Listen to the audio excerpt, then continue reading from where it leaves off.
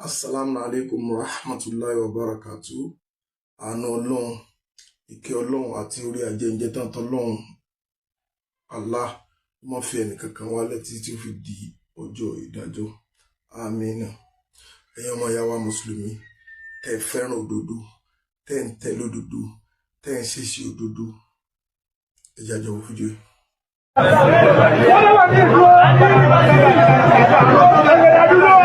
Irú bí bàbá ṣe wọlé wọ́ọ́rọ́wọ́ àwọn bàbá àfáà ńlá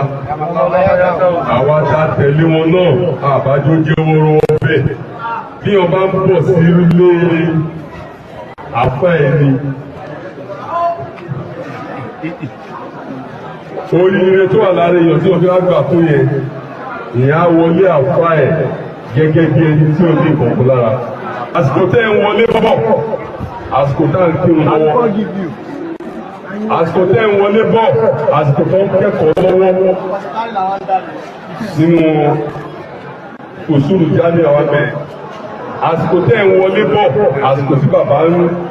ṣe nǹkan lọ́wọ́ ariwo tẹ́ wá gbé wọlé yẹn ẹ̀yin náà wo nǹkan tí ó dálẹ̀ ẹ wọlé wọ́ọ́rọ́wọ́ bàbá wa gbà kún oríire tá a gbà kún yọ́nú Ọlọ́run tá a gbà kún gbogbo oore ńláńlá tọ́lọ̀ ti ṣe fún wa ká bá tún wá gbà kún tán ká bá wá fi ayọ̀ jáde sí alhamdulillah kódà gbogbo àwọn afọ amọ́ríkàsì náà máa bá yín jó àwọn máa jó báyìí ibi tán ti mọ̀nù tán ti mọ̀yọ̀ ni ó ń fi ayọ̀ hàn wọ́n nǹkan bàbá wa Sheikh Dawood afánlá ayọ̀ mọ́ríkàsì ni ìdùnnú mọ́ríkàsì ni tòkò dìgbà tẹ́ bá wá lùbù wọlé ká tó mọ̀ pé dùnnú wa ni ká tó mọ̀ pé ayọ̀ wa ni àwọn bàbá ti wà ń bí látàárọ̀ tí wọ́n ti ń ṣiṣẹ́ tó bá jẹ́ pé ẹ ti dé bí before 12 by 12:31 òun ni láti jọ Monday bàbá ṣe alcohol àná tẹ́ bá lọ sórí net ẹ̀ẹ́dì gbogbo àlejò tí bàbá gbà látàárọ̀ náà ti gbàlejò àwọn anìkàwọ̀ àfa excuse àwọn ẹ̀rí kébì náà ṣe ń bọ́ lẹ́nu mọ́tò mi wọ́n náà fẹ́ rí láti díẹ̀ ìfẹ́ rí láti díẹ̀ yẹn àsìkò yẹn lè dé sí ẹ wá ti di relaxation yẹn ti di lọ́wọ́. Ọlọ́run Ànábì Karim. Jàmáà, àfá tó sọ̀rọ̀ tán yẹn ó ní wọ́n ń pè ní Abu Apatira ó ní PA bàbá wa Mudir Markaz kọ́lọ́n jẹ́ kárí bàbá Mudir Markaz pẹ̀ lórí dáadáa Ọlọ́run dákun bá ní ṣe àlékún ìdáyà tọkàn àti tara Ọlọ́run bá ní ṣe fún bàbá náà. Abu Apatira àbíkí ló ń pè ẹ́. Àkọ́kọ́ náà mo kọ́ fẹ́ bìlífù pé gbogbo tó ń ṣe yìí bàbá Mudir Markaz wọ́n mọ̀ ń pa ẹ̀ 100%. Nínú àwọn ọ̀rọ̀ tó sọ, you said, and I want to quote, that ká ní pé wọn wọlé bá ṣe wọlé yẹn ni ẹ̀yin àfà Markaz gan ẹ̀ bá jọ ìwọ̀n láti máa bá wọn yọ. But in a nutshell, ká sọ pé nígbà tán ti lè wọlé bá ṣe pariwo wọlé yẹn ẹ̀ lè bá wọn yọ mọ́ àbí number 1. Number 2, nínú àwọn ọ̀rọ̀ òpònú tó sọ tó rọ́rọ̀ òpònú ló sọ Alápàtírà ìwọ ni ò tó wo ni àbí wòyàn ni ò tó wòyàn. Mo ṣe ń bọ̀ lórí ọ̀rọ̀ bàbá wa àfáàlà o bọ̀ ti wọ Abu Apatira yìí mo ti gbọ́ fídíò àfáàwà Dr. Abdulmajid Elehari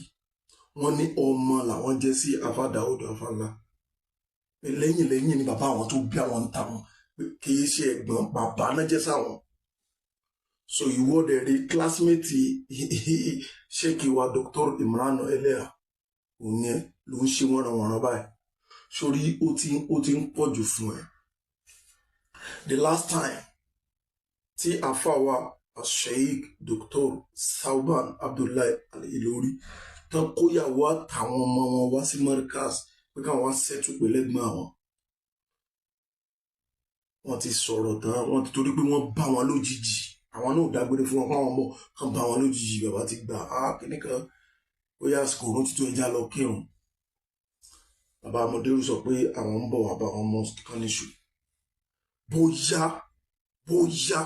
wọ́n ti wá sọ fún mi pé kí ló tẹ́ fún wọn láyè tẹ́ fi wọlé kíní kan ìwọ yìí náà rìpọ́ọ̀tì pé ó dìde lọ́jọ́ yẹn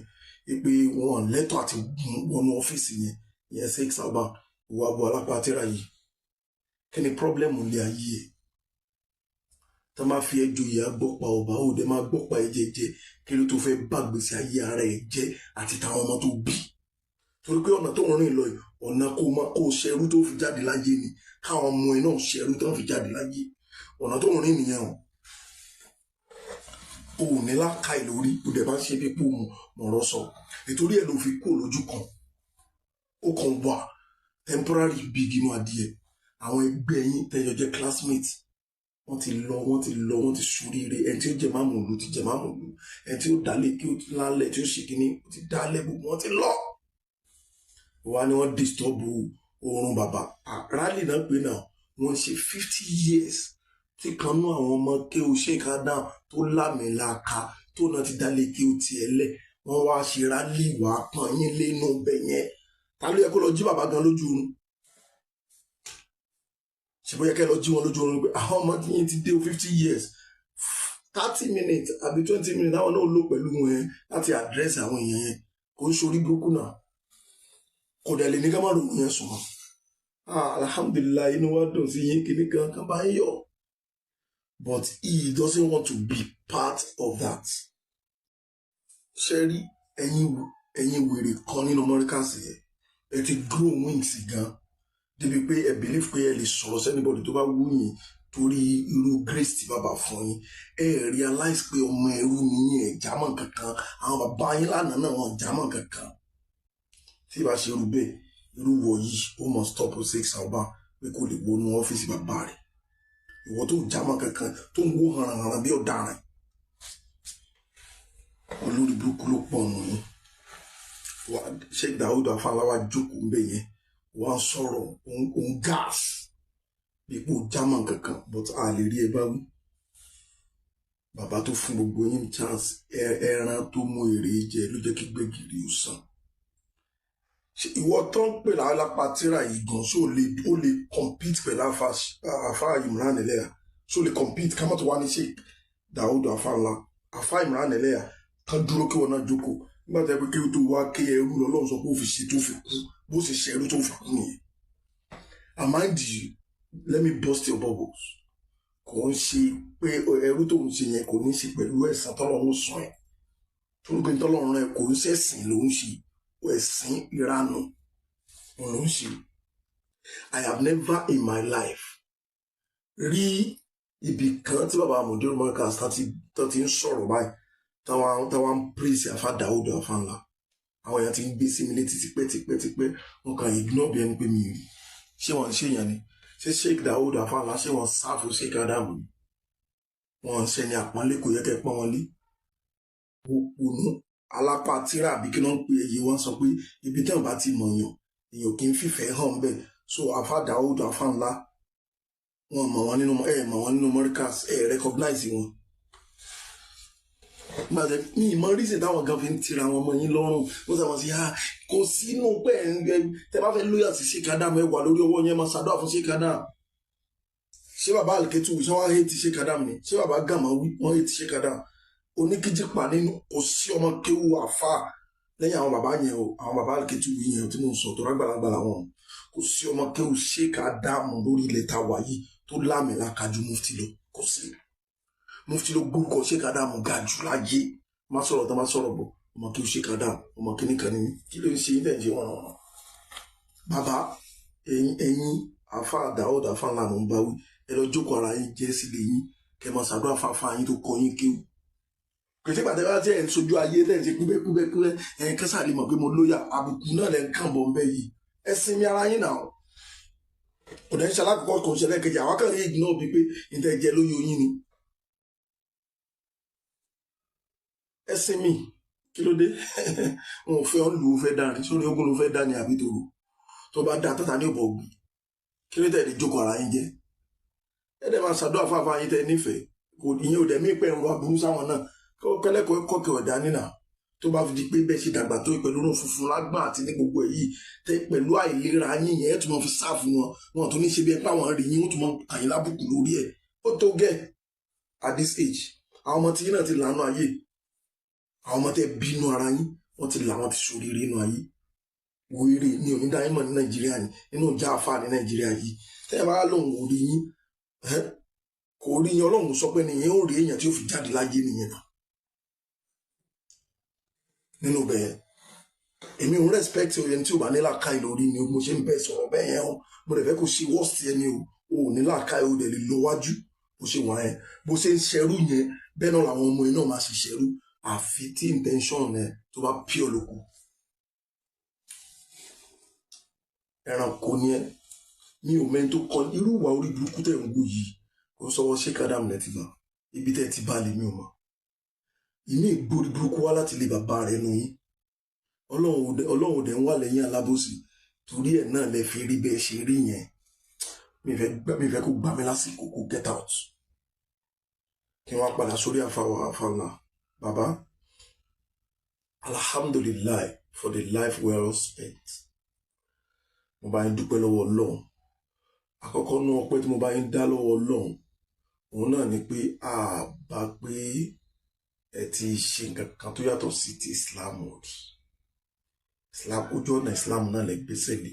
jẹ́jẹ́ yín lẹ́dẹ̀ máa ń lọ but mo fẹ́ bí yín bàbá ṣé Islam náà lè ń ṣe òótọ́ lèmi máa ń sọ ní o bàbá wa Sheikh Daud Abdulmojid afaanla kọlọ̀njà rí yín pé lórí dáadáa mi ò rúdù mi ò dẹ̀ ṣe kí ni but mo ń bí yín pé ṣé Islam lè ń ṣe ẹ̀kọ́ ilé kéwú for the past 50 years ẹ làmìlaka ẹ nílé kéwú ẹ ní student tó pọ̀ I'm very sure pé tí Sheikh Adam bá dìde léni wọ́n bínú sí yín òótọ́ mo ń sọ fún yín ẹ ní student tó pọ̀ ẹ kọ́lé kéwú tó tóbi tó bẹ́ẹ̀ yẹn ẹ wà kọ́ mọ́ṣáláṣí tẹ̀lé mọ́ kí ọ̀run jùmọ̀t kí wàá lédè ìfẹ́ dá ìjọ àfáà mi sí méjì ni èmi gbọ́n bì kan wọ́n ní bàbá wa principal náà sọ pé àwọn yọ̀ǹda fún yín kẹ́kọ̀ọ́ mọ́ṣáláṣí jímọ̀ sáwọn lẹ̀ ń sìn tí Sheikh Adam lẹ̀ ń sìn tí Sheikh Adam ló sọ pé kẹ́ máa sìn àwọn tẹ́ fi láǹfààní àti kọ́ mọ́ṣáláṣí káwọn èèyàn máa kírun fọ́lọ́mbẹ̀ ká máa sìn ọlọ́mbẹ̀ tẹ́ wá ń tìtorí pé ẹ fẹ́ sìn àfáà yín ẹ fẹ́ lóyà sáàfáà yín ṣé irú nǹkan tẹ́ ń ṣe iṣẹ́ ìgbàládá lórí ẹ máa tanra yín ẹ lè gbalada £1 lórí ẹ torí pé kẹ́ ẹ máa lóyà sí Sheikh Adam kẹ́ ẹ máa ṣe bí ẹni pé ń sìn wọ́n yẹn kò ń ṣara Islam àwa ń já yín tán kò ń ṣe ara Islam ojú ti là ìmọ̀ ti fẹ̀ àwọn èèyàn ti kẹ́kọ̀ọ́ Islam ó ti yé wa yékéyéké àbá Saheed Shittu wọ́n ti la ọ̀pọ̀lọpọ̀ àwọn èèyàn lójú kò sẹ́nìkan kan tó lè fi dúdú bu ẹnìkan kan lójúmọ́ ṣé Islam lẹ́ ń ṣe ẹ wo àbùkù tọmọkùnrin aláìníláàkàì lórí àgbọ̀mánìyé àbú apá àtìrà yìí ẹ wo àbùkù tó fi kàn yín right before your eyes ẹ fi jókòó ẹ dẹ̀ jókòó mbẹ Ọlọ́run ṣoore fún yín náà ṣe báyìí lẹ bí àfa Adam àfa ńlá àfa alálùbáríkà yẹn tí gbogbo ayé fẹ́ràn yẹn àfa olóríire yẹn tó yẹ pé tó bá ń sọ̀rọ̀ báyìí with fact ni no wonder kò wá láì pẹ̀lú àwọn òṣì wọn ṣe nínú ọgbà Amẹ́ríkà sí wọn yẹn ẹ máa kan bàbá yẹn lábùkù káàkiri àwọn náà àwọn tẹ̀ tí ń bìlífù pé ṣé kìí ṣe pé nǹkan mi wà ń bẹ́ ṣá kò sàbùkù ti pọ̀ jù even the young ones they cannot take it. ẹ̀yin náà check intention yín wò bàbá if your intentions are not pure bó ṣe máa rí lọ nìyẹn báyìí pójú ayé lẹ́ẹ̀kan ṣe pé ṣáṣà lè mọ̀ pàfà mi bó ṣe máa rí lọ nìyẹn. nígbà táwọn tó mójútó mọ́ríkàsì ní àti day one tí Sheikh Adam ti kú tí ìjọba ẹ fẹ́ change yóò wá ẹ̀yin náà wà lára àwọn instrument tí wọ́n lò láti change ìjọba yẹn ó wá ń tẹ̀ lórí yín lénìí ní tó ṣẹlẹ̀ nìyẹn mi rẹ̀ sọ̀rọ̀ tó pọ̀ lórí ẹ̀ but àbùkù lè yí tán pè lè apá tíra yìí ló fi kàn yín yẹn náà ẹ mọ̀ pábùkù ni ẹ sì túmọ̀ sí kúbẹ́kúbẹ́ ṣé wọ́n ní tẹ́ẹ̀ bá ṣe kúbẹ́kúbẹ́ Ọlọ́run nígbà sẹ́yìn ni wáyé tó fi jẹ́ pé nílẹ̀ Yorùbá yìí nìkan náà ni wọ́n ti wọ́n sọ pé àfa rẹ̀ ó ṣe kíní kan mójútó àárín ìwà àtọ́lọ́hun ẹ wá kọ́lé kéwúlẹ̀ kẹ́ kọ́ mọ́sálásí jímọ̀ káwọn èèyàn máa kírun jímọ̀ ká máa ṣàdúrà ẹni ẹfẹ́ fi pọ́n àfáà yín lé ẹfẹ́ pọ́n lọ́n lé ṣùgbọ́n ẹfẹ́ pọ́n àfáà yín lé. Look at you. Ọlọ́run ṣàánú yín mi bẹ́ẹ̀ kẹnu bọ̀rọ̀ yín torí ó pọ̀ gan nínú mi tó ń àwọn ara yín bẹ́ẹ̀ náà kò ló ń pè wá tó ń fún wọn ní report ara yín náà ni àwọn èèyàn yín náà ló ń pè wá so kọ́lọ́n dákun kó ṣe nírọ̀rùn kọ́lọ́n kó ṣe nírọ̀rùn fún yín bàbá ẹ lọ wo intention yín wò tí intention yín ò bá ti pure wallahi tallahi bó ṣe máa rí nìyẹn bàbá wa grandfather wa bàbá Sheikh Ramadan Al-Ketui Jibril Ramadan Al-Ketui ìgbà tí bàbá fi àyè yẹn lẹ̀ torí pé intention wọn pure Ọlọ́run kún wọn orí wo ló wà lágége tí ó sì lọ́dọ̀ bàbá yẹn lẹ́nu mo dé bẹ́ẹ̀ báyìí mo witness ẹ pé àánú Ọlọ́run rí wallahi tallahi Ọlọ́run kún wọn torí pé intention wọn towards that Markaz Agege is very very pure. Kí ló tí wọn fi sọ fábúrò wọn tí bàbá principal yìí tí wọn fi sọ fábúrò wọn ìyẹn Sheikh Salman pé kò lè kọ́ mọ́sálásí jímọ̀ Ságége ṣé bá gbégbé gbogbo yẹ wà pé torí pé yóò dá jàn mọ́ ti ṣẹ́ka ẹ̀yin wá ní ẹ̀fẹ́ bẹ̀rù Ọlọ́run ṣe rọrùn fún yín o Ọlọ́run ṣe rọrùn fáwa náà but bàbá inú wa ò dùn àwọn olólùfẹ́ yín pẹ̀lú àbùkù tó òpònú àgùnmọ́ni yéyí tó fi kàn yín bẹ́ẹ̀ lẹ́yìn ìgbà yẹn bàbá Sàrùjí ṣe wàá gbà wọn wá fẹ́ tún ọ̀rọ̀ yẹn ṣe ẹ̀yin náà wọ́n tó ṣe ẹnìkan tó fẹ́ sáré lọ bá ẹ̀ fẹ́ kàn sọ fún pé àrísí ta fi ṣe báyìí nìkan ó tún ti dànù ó ṣàfẹ́ sọ orí burúkú tó wà náà yẹn ó ṣàfẹ́ sọ jáde. ẹ wò Ọlọ́run san yín lẹ́san dáadáa o ẹ lọ change ẹ̀tọ́ Ọlọ́run ni ẹ mójútó tààrà àwọn tó bá ṣẹlẹ̀ kẹ́ ṣe ẹgbẹ́ wẹ́ o ní láti mandate ẹ̀ fún mi pé dandan gbúdọ̀ pọ̀ ẹ lé nítorí pé o kọ́ mi kí irọ́ èmi gan mi ò kú lórí o mo mọ̀ kó yẹ kí n pọ́n ẹ lé torí pé wọ́n là fa mi tó kọ́ mi kí o bọ́ tó bá ti di pé o fẹ́ máa gbé mi yàkọ́ lójú ọ̀nà tán lọ́nà tàbí Muhammad á pín gàárì wa ni bó ṣe rí nìyẹn torí pé kí o tẹ́ lọ kéèyàn nítorí kẹ́ lè rí ìlú fún tọ́lọ́ọ̀ ni ó ṣe kẹ́ lè máa fi sìn wọ́n tọrọ làwọn sọ fún yín a lè kéré lójú yín o understanding wa ó kúnná gan Ọlọ́run ṣe rọrùn fún yín la hawla wala quwwata illa billah.